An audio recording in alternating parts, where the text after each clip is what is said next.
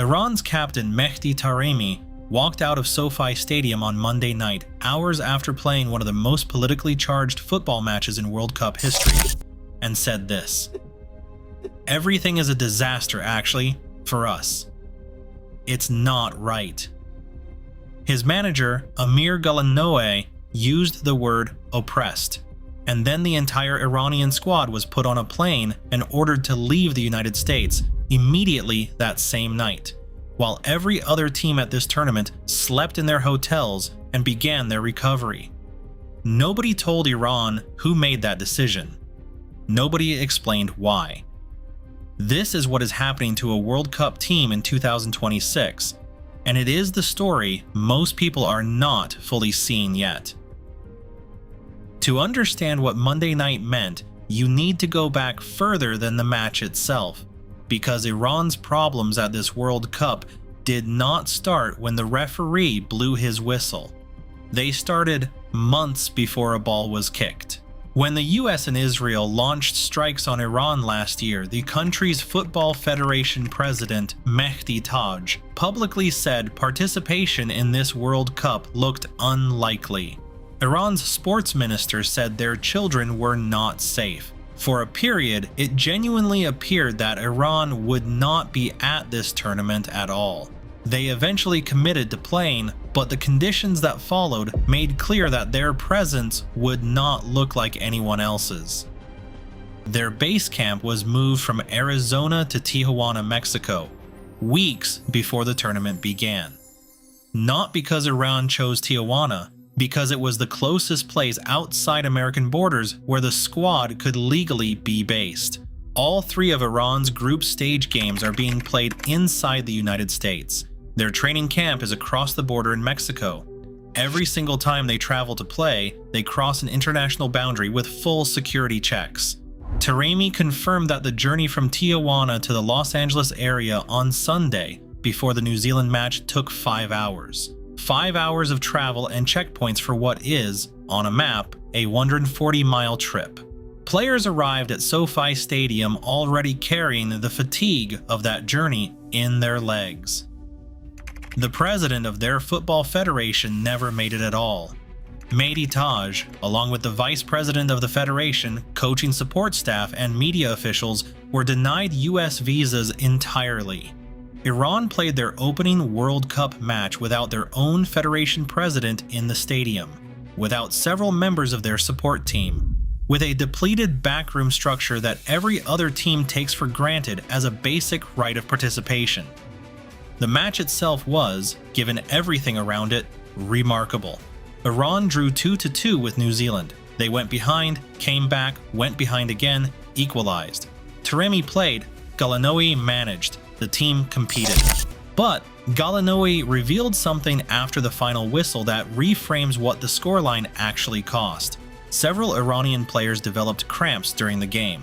He connected it directly to the travel and preparation circumstances.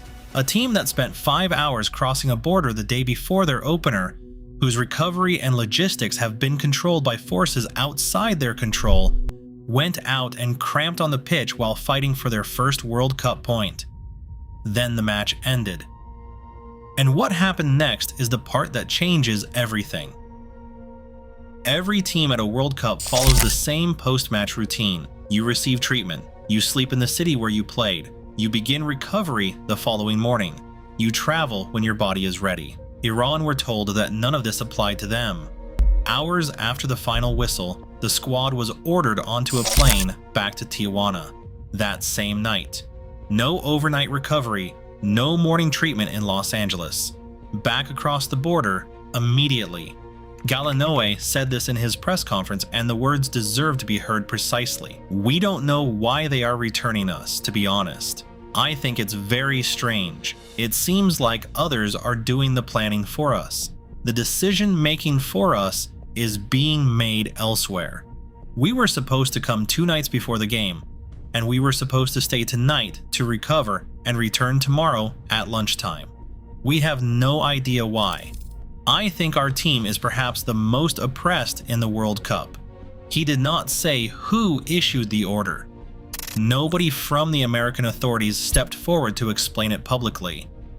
The White House World Cup Task Force, when asked, pushed back on Iran's account, but offered no explanation for why the overnight plans were changed at the last minute. FIFA President Gianni Infantino visited Iran's dressing room after the match. Taremi acknowledged it, but his response to the gesture was measured in a way that said more than a longer answer would have. For sure, he wants to try to help us, Taremi said, but it's about other things too. Everyone knows it. I don't need to mention that because you know where we are. I think FIFA has to help us more than this.